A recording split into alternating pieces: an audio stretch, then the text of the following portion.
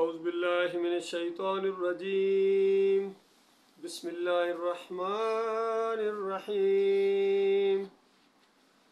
الصابرین والصادقین والقانتین والمنفقین والمستغفرین بالاسحار شہد اللہ انہ لا الہ الا هو والملائکۃ واولو العلم قائما بالقسط لا الہ الا هو العزیز الحکیم ان الدین عند اللہ الاسلام وما اختلف الذین اوتوا الکتاب الا من بعد ما جاءهم العلم بغیا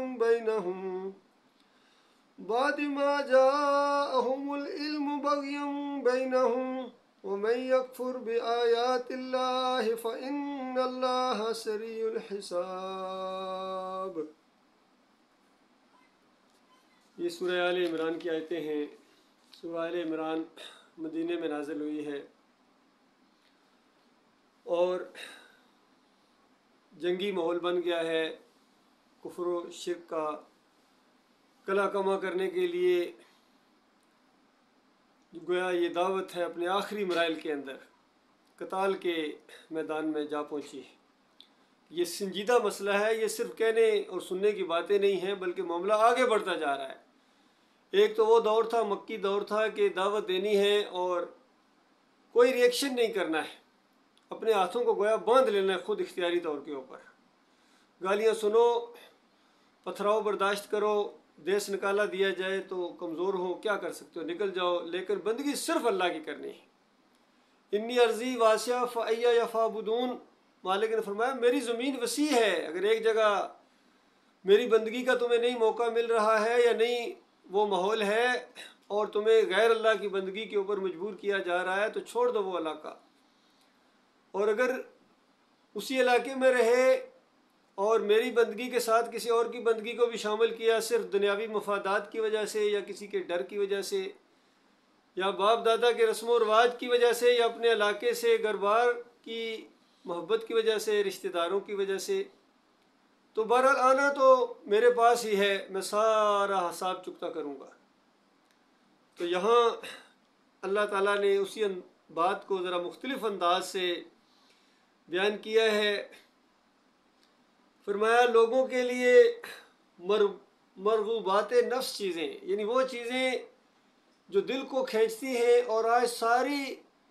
دوڑ دھوپ جو انسانوں کی لگی ہوئی ہے وہ انہی کے گرد گھومتی ہے۔ آپ دیکھیں گے کس طرح اللہ تعالیٰ نے گویا انسانوں کا وہ خالق ہے، ہماری نفسیات کا مالک ہے، خالق ہے، گویا نبضوں کے اوپر ہاتھ رکھ دیا ہے کہ یہ جو تم اللہ کے دین کی طرف نہیں آ رہے ہو یہی پرابلم ہے، اور یہ جو تمہارے عذر ہیں یہ کل اللہ کے ہاں چلنے والے نہیں ہیں۔ بتایا لوگوں کے لیے مرغوبات نفس، عورتیں، اولاد، سونے چاندی کے ڈھیر، چیدہ گھوڑے، مویشی اور زرعی زمینیں بڑی خوشنما بنا دی گئی ہیں۔ ان کے اندر جو اٹریکشن محسوس ہوتی ہے یہ اللہ نے خود رکھی ہے، اللہ نے رکھی ہے امتحانی نقطۂ نظر سے، کہ اس کے اندر جو انہی چیزوں کے گرد سارے معاملات گھومتے ہیں۔ اچھی جگہ شادی ہے، سونے چاندی کے یعنی ڈیر، آج کل کے دور کے اندر بینک بیلنس ہے، کریڈٹ ہے، چاندی کے ڈھیر یعنی سونا گٹھا کرنا، پھر چیدہ گھوڑے، اس دور میں گھوڑے سواریاں تھیں، آج کل کے دور کے اندر اچھی اچھی گاڑیاں ہیں، پھر مویشی ہیں، زرعی زمینیں ہیں، ہر ایک چاہتا ہے اور انہی کا چکر ہے ہر جگہ۔ فرمایا یہ خوشنما بنا دی گئی ہے، لیکن سن لو یہ سب کچھ دنیا کے چند روزہ فائدہ کے سامان ہے، یہ چند روزہ ہے، یہ امتحانی نقطۂ نظر سے ہے، اور اسی میں تمہارا امتحان ہے۔ تمہاری اولاد، تمہارے گھر بار، تمہارے رشتہ دار، تمہارے یہ بینک بیلنس، یہ ساری چیزیں یہ عارضی ہے، امتحانی نقطۂ نظر سے ہے، اور حقیقت میں جو بہتر ٹھکانہ ہے وہ تو اللہ کے پاس ہے۔ فرمایا کہو ان کو کیا میں تمہیں بتاؤں کہ ان سے زیادہ اچھی چیز کیا ہے؟ یعنی ان چیزوں کو تو پہچان گئے ہو، یہ چونکہ نقد مل رہی ہیں، کیش مل رہی ہیں، نظر آ رہی ہیں، تو اب اس سے بھی اچھی ایک چیز موجود ہے، لیکن ابھی چونکہ اسی کا امتحان ہے، بالغیب کا امتحان ہے، وہ نظر نہیں آ رہی ہے۔ جس طرح عام طور پر کہا جاتا ہے بھائی یہ کیش اتنے کا ہے اور اگر تم ادھار کا معاملہ کر لو تو اس سے بہت بڑا گنا تمہیں دیا جائے گا، اب بات یقین کی ہے۔ تو جو دنیاوی لحاظ سے کاروباری لوگ ہوتے ہیں وہ کہتے ہیں کیش بہتر ہے، بس کون ادھار کا انتظار کرے، میں کاروباری آدمی ہوں، 2 birds in hand is better than 11 in bushes، اس طرح بھی کہا جاتا ہے کہ 2 پرندے اگر ہاتھ میں آ جائیں تو وہ جو جھاڑیوں میں 13 14 15 ہیں ان سے بہتر ہے وہ 2 ہاتھ میں تو ہیں، وہ پتہ نہیں پکڑے جائیں یا نہ پکڑے جائیں۔ تو اس انداز سے لوگ جو ہے نا فیصلہ کرتے ہیں، لیکن مالک فرماتا ہے اگر تم میرے اوپر یقین رکھو، اور اسی میں تمہارا امتحان ہے کہ تم اللہ پر یقین رکھتے ہو یا نہیں رکھتے ہو، اللہ کے ماننے والے ہو یا نہیں ماننے والے ہو۔ فرمایا اس سے زیادہ بہتر چیز تمہیں بتاؤں جو تقوی کی روش اختیار کرنے والوں کے لیے رکھی ہے، وہ ہر ایک کے لیے نہیں ہے۔ یہاں دنیاوی یہ جو چیزیں ہیں جن کا ذکر کیا گیا یہ تو ہر ایک کے لیے ہیں، جس کو چاہتا ہے اللہ کم دیتا ہے، جس کو چاہتا ہے زیادہ دیتا ہے، اپنی حکمت کے تحت معاملہ کرتا ہے۔ اگر سب کو ایک ہی جیسا دے دیا جائے تو یہ دنیا کا نظام چل ہی نہیں سکتا ہے، بلکہ اگر زیادہ دے دیا جائے، جس طرح مالک دوسری جگہ فرماتا ہے اگر ہم روزی کھول دیں ان کے اوپر تو فساد برپا ہو جائے زمین کے اوپر، زبردست قسم کی لڑائیاں چھڑ جائیں اس مال کی وجہ سے، اور یہ دنیا کا نظام نہیں چل سکتا ہے۔ اور دنیا کا نظام اسی نقطے کے گرد گھومتا ہے کہ کسی کو زیادہ دیا، کسی کو کم دیا، کوئی مینیجر ہے، کوئی اونر ہے، کوئی ڈسٹریبیوٹر ہے، کوئی ورکر ہے، کوئی میسن ہے، کوئی لیبر ہے۔ تو یہ ساری چیزیں اسی وجہ سے ہیں کہ امتحانی نقطہ نظر سے ہیں۔ فرمایا وہ جو آخرت کا گھر ہے، وہ جنت کی بہاریں، وہ بڑے بڑے محلات جنت کی زمین سے 60 میل اونچے، ایسے ایسے محلات ہیں کہ ایک بلاک سونے کا لگا ہوا ہے اور ایک بلاک چاندی کا لگا ہوا ہے۔ ایسے ایسے محلات ہیں جس میں سارے کے سارے برتن سونے کے ہیں، اندازہ لگائیے، اور ایسے ایسے محلات ہیں جس میں چاندی کے برتن ہیں، اور حد نگاہ تک پھیلے ہوئے باغیچے ہیں، خدمتگار ایسے نوکر بیٹ مین کے کیا کہنا ان کا، ان کی خوبصورتی کے جیسے موتی چھپا کے رکھے گئے، اس طرح فرما بردار ہیں، اشاروں کے اوپر دوڑتے ہیں اور ہر چیز کام کرتے ہیں، کوئی غلطی کا سوال ہی پیدا نہیں ہوتا، اندازہ لگائیے۔ اور جس چیز کے لیے اللہ بنایا کسی چیز کو، بتاؤ جس چیز کو، یعنی جن لڑکوں کو، خوبصورت لڑکوں کو اللہ خدمت کے لیے بنائے، تو کیا اللہ کے کام میں کوئی ذرا نقص ہو سکتا ہے؟ ہرگز نہیں ہو سکتا۔ ایسے خدمت گزار ہوں گے، ایسی وہاں حوریں اللہ تعالیٰ نے خواتین بنائی ہوئی ہیں مومنوں کی دل لبانے کے لیے، ان کو خوش کرنے کے لیے، ان کی آنکھوں کی ٹھنڈک کے لیے ایسی ایسی نعمتیں تیار کی ہوئی کہ مالک فرماتا ہے کوئی جان نہیں جانتی، کوئی نہیں جانتا ہے مالک نے اپنے مومن بندوں کے لیے کیا کچھ تیار کر کے رکھا ہوا ہے۔ اور جو قرآن میں نازل ہو گیا یا حدیث کے ذریعے نبی علیہ السلام نے کچھ تشریح کر دی، یہ اس کے علاوہ ہے۔ یہ جو بات پتہ چل گئی یہ تو پتہ چل گئی، لیکن وہ جو کچھ اللہ نے تیار کر کے رکھا ہوا ہے وہ کوئی جان نہیں جانتی، کوئی نفس نہیں جانتا۔ مالک فرماتا ہے یہ ان کے لیے ہے، یہ ہر ایک کے لیے نہیں ہے، یہ ان کے لیے ہے۔ پہلی بات ایمان لائیں۔ سورۃ العصر کے اندر تقویٰ کی تھوڑی سی تشریح کی گئی ہے، ایمان خالص ہے، اور پھر عمل صالح ہے، پھر وتواصوا بالحق ہے، پھر اس کے اوپر جم جانا ہے۔ یہ 4 چیزیں اکٹھی ہوں گی تب تقویٰ کے آپ راستے پر چلے ہیں۔ اگر اس میں سے ایمان خالص نہیں ہے تو تقویٰ تو ممکن ہی نہیں ہے،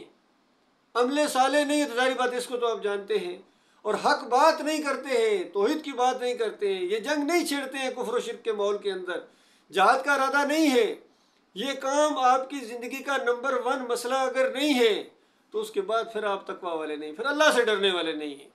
فرمایا یہ تقویٰ کی روش اختیار کرنے والوں کے لیے ہے، ان کے لیے ان کے رب کے پاس بڑے بڑے باغیچے ہیں، بڑے بڑے محلات ہیں جن کے نیچے نہریں بہتی ہوں گی، وہاں انہیں ہمیشہ کی زندگی حاصل ہوگی۔ ہمیشہ کی اندازہ لگائیے، غور کرو اللہ کے بندوں میرے بھائی، یہاں زندگی کا ویسے بھی کھٹکا لگا رہتا ہے، اور اگر کچھ نہ ہو تو پھر بھی آخر 30 40 50 سال 100 سال اس کے بعد کیا کرو گے؟ آخر مرنا۔ لیکن وہاں مالک فرماتا ہے کہ یہ کھٹکا بھی ختم کر دیا جائے گا، ہمیشہ ہمیشہ کی زندگی ہوگی، پاکیزہ بیویاں ہوں گی ان کی رفیق حیات، پاکیزہ، پاکیزگی کے اندر، کوئی بیماری نہیں، کوئی پریشانی نہیں، کوئی ناگواری کبھی ان کے ماتھے کے اوپر آپ کے لیے شکن نہیں پڑے گی، ہمیشہ آپ کے لیے مسکرائیں گی، اور پیار دلانے والی، پیار کرنے والی، محبت کرنے والی بیویاں ملیں گی ہمیشہ ہمیشہ کے لیے۔ ان کی تعداد اللہ ہی جانتا ہے، اور ان میں پھر خصوصیت کے ساتھ بخاری کی روایت کے اندر آتا ہے 2 تو ایسی ہوں گی کہ ان کی خوبصورتی گویا ان سے سنبھالی نہیں جا رہی ہوگی، اس انداز سے۔ اور فرمایا اللہ کی رضا سے وہ سرفراز ہوں گے، یہ بھی بتا دیا۔ اتنی جنت کی نعمتیں گننے کے بعد کئی درسوں کے اندر میں بتاتا ہوں کہ سب سے بڑی جو اللہ کی نعمت ہوگی، اتنے زیادہ نعمتیں دینے کے بعد مالک فرمائے گا کچھ اور چاہیے، کچھ اور چاہیے، کچھ اور چاہیے۔ جنتی کہیں گے مالک سب تیرے وعدے پورے ہیں، اب کچھ سمجھ نہیں آ رہا کیا اور مانگے۔ مالک فرمائے گا یہ مانگو، یہ تو مانگا ہی نہیں ہے۔ پھر اللہ بتائے گا وہ مانگے گا انسان، وہ اللہ تعالیٰ دے گا۔ اور اس کے بعد مالک فرمائے گا تم ہمیشہ ہمیشہ یہاں رہو گے۔ اور پھر مالک فرمائے گا اس سے بڑی بات نہ دے دوں؟ پھر جنتی حیران ہو جائیں گے مالک اس سے بڑی بات؟ اور مالک کی طرف سے اعلان کیا جائے گا کہ میرے بندو آج کے بعد ہمیشہ ہمیشہ کے لیے میں تم سے کبھی ناراض نہیں ہوں گا، کبھی نہ، ہمیشہ خوش رہوں گا۔ مالک کی خوشی اور مالک کی رحمت اور شفقت بڑھتی چلی جائے گی۔ یہ ہے مالک کی رضا، اس سے وہ سرفراز ہوں گے۔ فرمایا اللہ اپنے بندوں کے رویے پر گہری نظر رکھتا ہے، وہ بھول نہیں گیا آپ کو، ہر لمحے آپ کے اوپر اس کی نظر ہے، آپ کی نیتیں، آپ کے ارادے، اور اس سے بالکل نہیں آپ چھپ سکتے ہیں۔ تو لہذا نیت تو مضبوط رکھو، اپنی نیت اور ارادے مضبوط رکھو۔ تو اللہ سے ہر وقت ڈرنا ہے، خلوت میں بھی اللہ سے ڈرنا ہے، اور ہر کام جو کرو خالص اللہ کی رضا کے لیے ہو۔ کوئی دنیاوی معاملات نہیں ہونا چاہیے، فلاں خوش ہو جائے گا، فلاں میرے کام آ جائے گا، یہ ہو جائے گا، یا تاریخ میں میرا کچھ نام ہو جائے گا، لوگ بڑھیں گے بڑا علم والا، بڑا مجاہد ٹائپ آدمی۔ اگر اس طرح کی باتیں آپ کے ذہن میں، بڑا سخی ہے جی، بڑا مجاہد ہے جی، اگر اس طرح کے ذہن میں باتیں آنا شروع ہو گئی تو یہ بربادی ہے۔ فرمایا مالک اپنے بندوں کے رویے کے اوپر، ان کے اعمال کے اوپر بڑی گہری نظر رکھے ہوئے ہے۔ یہ وہ لوگ ہیں جو کہتے ہیں، اب ان لوگوں کی آگے اللہ نے صفات بیان کی ہیں۔ دیکھو مالک کی کیا شان ہے، کس طرح ابھارتا ہے مالک اپنے بندوں کو کہ یہ راستہ اختیار کرو، یہ طریقہ ہے جنت کا۔ شوق اپنی جگہ، صرف شوق سے کچھ نہیں ہوتا، یاد رکھیے، دعاؤں سے بھی کچھ نہیں ہوتا اس انداز سے، لیکن عملی سٹیپ اٹھانا پڑے گا۔ پھر دعائیں بھی ہیں، پھر شوق بھی ہے، پھر مالک شوق میں بھی اضافہ کرے گا، پھر مالک دعائیں بھی قبول کرے گا۔ یہ صفات اپنے اندر کوشش کرو، اس لائن کو، یہ گائیڈ لائن اللہ تعالیٰ نے دی ہے کہ یہ انداز اختیار کرو۔ شوق یہی ہونا چاہیے، کوشش یہی ہونا چاہیے۔ یہ وہ لوگ ہیں جن کی پہلی صفت یہ ہے کہ وہ ہمیشہ اپنے مالک اور خالق سے درگزر کی درخواستیں کرتے رہتے ہیں۔ یہ نہیں ہے کہ ان کے سے کوئی گناہ ہوتا ہی نہیں ہے، گناہ ہو جاتے ہیں، گناہ ہوئے ہیں، اور مالک سے بخشش اور رحمت اور خطاؤں سے درگزر کی درخواست کرتے رہتے ہیں ہر وقت۔ یہ ان کی پہلی صفت ہے۔ اور کہتے ہیں مالک ہمیں آتش دوزخ سے بچا لینا، میرے پیارے مالک، رحم دل مالک، ہم سے غلطیاں ہوئی ہیں مالک، ہمیں دوزخ کے عذاب سے بچا لینا۔ اور پھر فرمایا یہ وہ لوگ ہیں جو صبر کرنے والے ہیں، صبر کرنے والے۔ صبر مومن کا بہت بڑا ہتھیار ہے، اور ایک حدیث کے اندر آتا ہے کہ صبر سے زیادہ کوئی اللہ کی طرف سے کسی بندے کو تحفہ نہیں دیا گیا، کوئی نعمت نہیں دی گئی ہے۔ صبر جس کے اندر آ گیا یہ تحفہ ہے، اور جو بے صبرے ہیں وہ اس نعمت سے محروم ہیں۔ اور سب سے بڑا صبر یہ ہے گناہوں سے بچنا۔ عام طور پر ہمارے ذہنوں میں آتا ہے صبر کا مطلب مشکل مصیبت آ گئی صبر کرو جی، یہ صبر کا بہت لوور لیول ہے۔ صبر کا اگلا لیول یہ ہے کہ اللہ کے دین کے تقاضے پورے کیے جائیں، جماعت دکھایا جائے، جہاد کیا جائے، اور اس راستے میں جو بھی تکلیفیں ہیں ان پر صبر کیا جائے۔ اور پھر جو شیطان وسوسے ڈالتا ہے گناہوں کی طرف، حلال اور حرام کی قید بندہ چھوڑ دے اور اس طریقے سے یعنی برائیوں کی طرف مائل ہو جائے، تو اس پر صبر کرنا ہے۔ دل کرے گا برائی کرنے کو لیکن رک جانا ہے، اس کو صبر کہتے ہیں۔ یہ صبر کرنے والے ہوتے ہیں، راست باز ہوتے ہیں، بالکل کھلی بات کرنے والے، سادہ سیدھی، کوئی بل فریب نہیں، کوئی جھوٹ نہیں، کوئی کسی کے ساتھ خیانت کا نہیں، بلکہ خیر خواہی والا انداز ہے، بالکل سیدھے سادے۔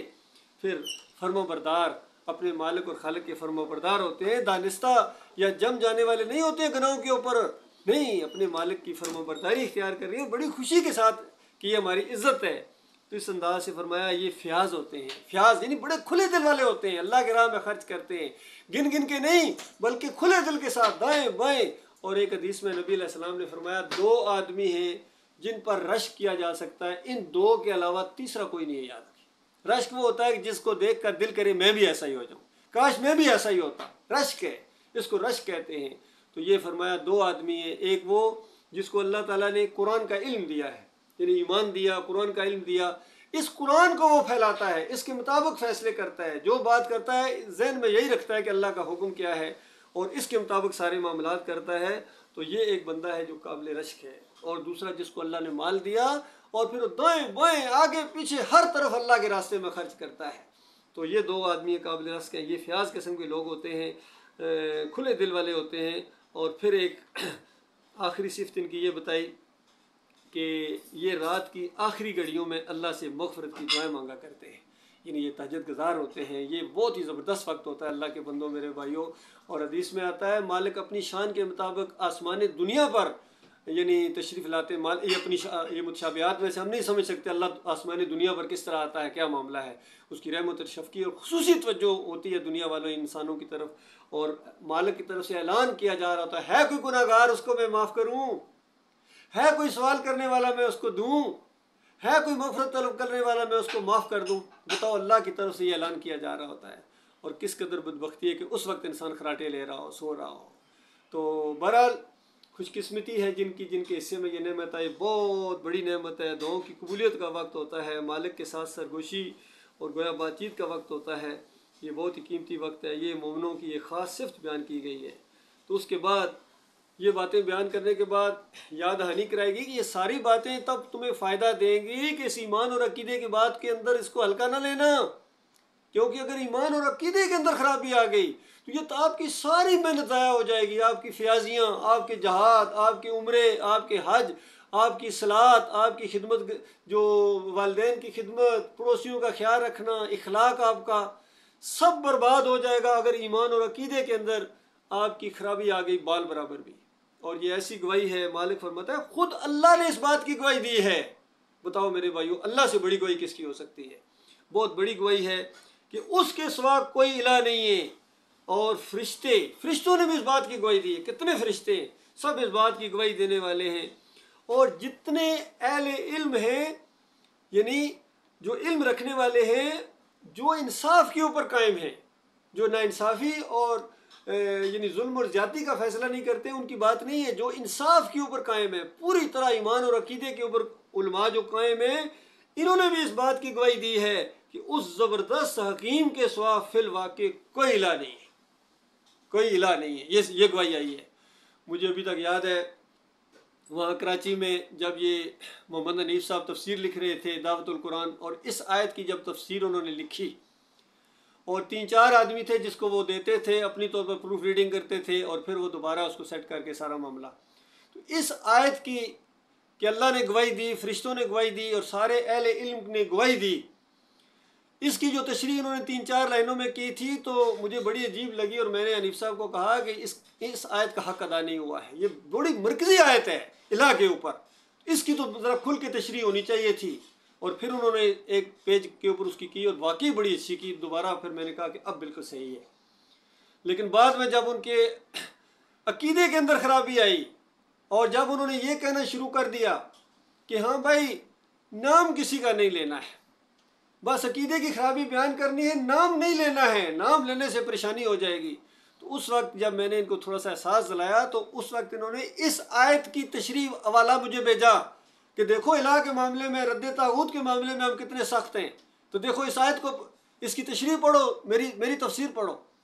تو میں نے اس وقت انہوں کو کہا، میں کہا حنیف صاحب جو آپ مجھے کہہ رہے ہیں اس کو پڑھو، آپ بھول گئے ہیں، آپ نے 3 لائنوں میں اس کی تھی، میرے کہنے کے اوپر آپ نے 1 پیج کی ہے، اور اس کا سارا معاملہ آپ مجھے یہ بتا رہے ہو کہ یہ پڑھو۔ تو اللہ کے بندو، یہ ہوتا ہے جب انسان اپنے ہی چیزوں کے اوپر بھول جائے تو اس کے بعد پھر اس کے اندر یہ بربادی آتی ہے،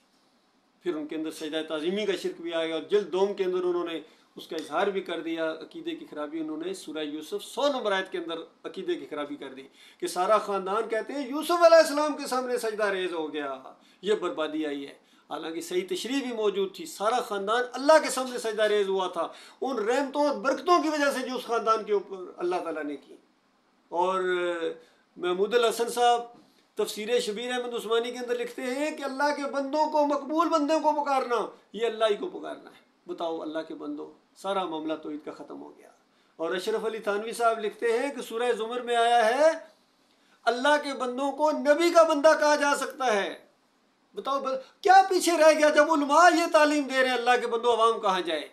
تو یہ کہنے کا مقصد ہے کہ یہ الہ کے اندر پریشانی آئی ہے ان کی، باقی نمازیں پڑھنے والی یہ قوم ہے، کوئی دنیا کے اوپر آج ایسی قوم نہیں ہے جو اتنی نمازیں پڑھنے والی ہو جو یہ مسلمان پڑھتے ہیں۔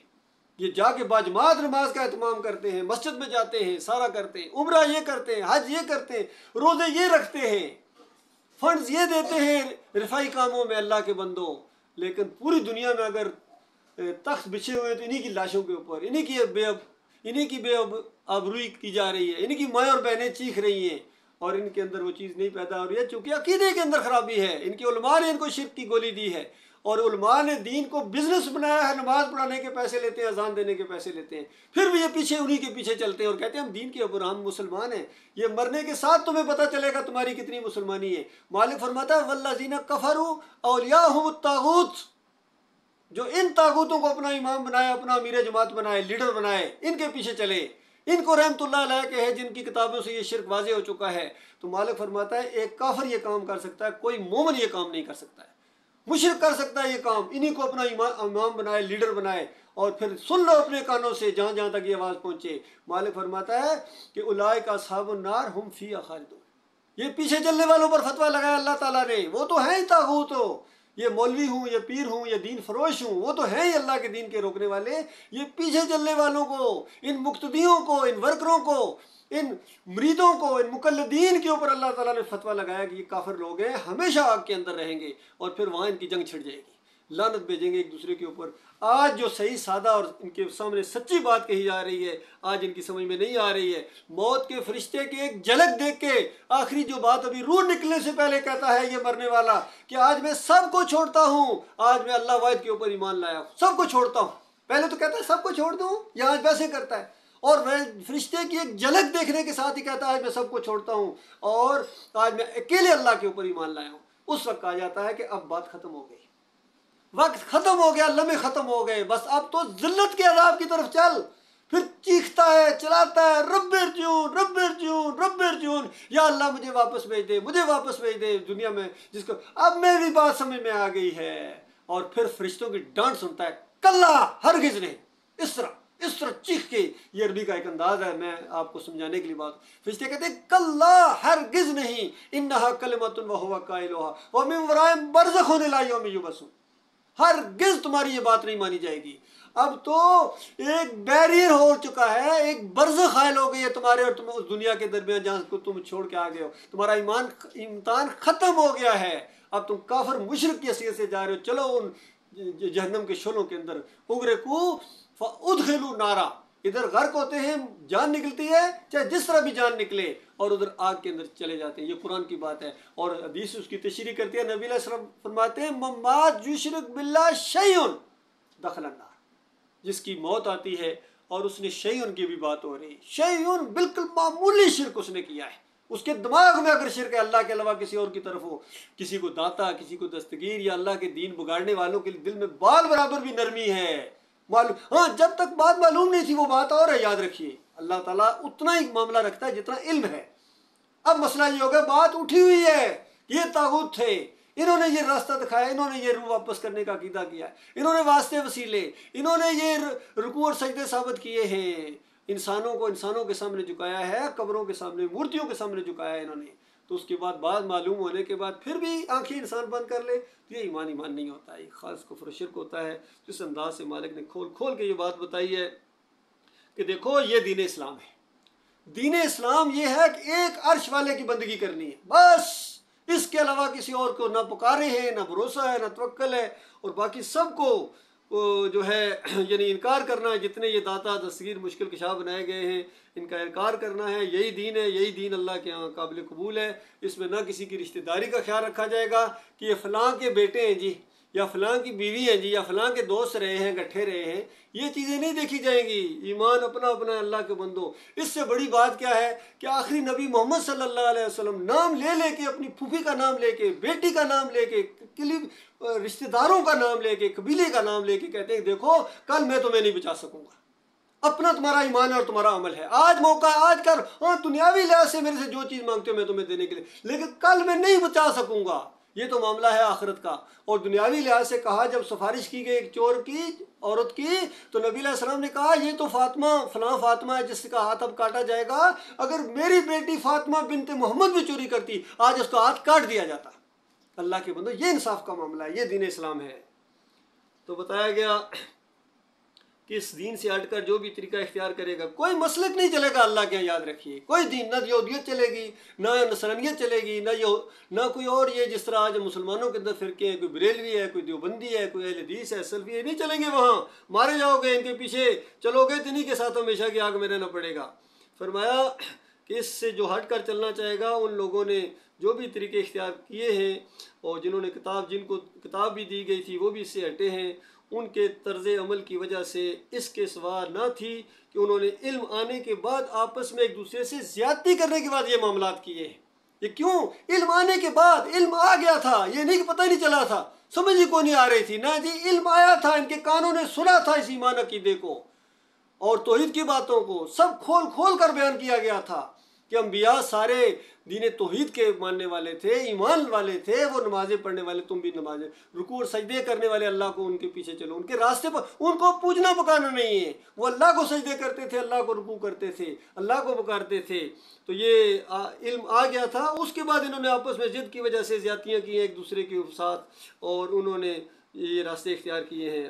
فرمایا جو کوئی اللہ کے احکام اور ہدایت کی اطاعت سے انکار کرے اللہ کو اس سے حساب لیتے کچھ دیر نہیں لگتی۔ اب اگر اے نبی یہ لوگ تم سے جھگڑا کریں تو ان سے کہو میں نے اور میرے پیرووں نے اللہ کے آگے سر تسلیم خم کر دیا ہے، بس یہ ان کو بات بتا دو کہ آپ تک بات پہنچا دی گئی ہے، اب اگر نہیں مانتے نہ مانو، لیکن سن لو ہم نے اپنا راستہ بالکل صاف کر دیا ہے، بالکل ہم سیدھے جا رہے ہیں، ہم اپنے مالک کے فرما بردار ہیں، اس کا کھاتے ہیں، اسی کے گن گاتے ہیں، اس کے دوستوں کے ساتھ ہماری دوستیاں ہیں اور اس کے دشمنوں کے ساتھ ہماری دشمنی ہے۔ جو مالک کا فرما بردار ہے وہ سر کا تاج ہے، وہ سواری کرے ہم رکاب تھامیں، لیکن جو ہمارے مالک کی بندگی اور ہمارے مالک کی کتاب کو جھٹلا کے کہتا ہے میری بات مانو، میرے پیر کی بات مانو، میرے امیر کی بات مانو، تو اس کے ساتھ ہماری دشمنی ہے، اس کو ہم نے بالکل کوئی اہمیت ہی نہیں ہے، وہ ایمان تو کیا وہ مقتدی بننے کے لائق نہیں ہے۔ آج ان کو امام مانتے ہیں اور کافروں مشرکوں بے ایمانوں کو۔ اللہ کے بندو غور و فکر کرو، آج جو امت مسلمہ پوری دنیا میں درگت اس کی بنی ہے اسی شرک کی وجہ سے، ہر برائی اسی سے نکلتی ہے، جس برائیوں کا رونا روتے ہو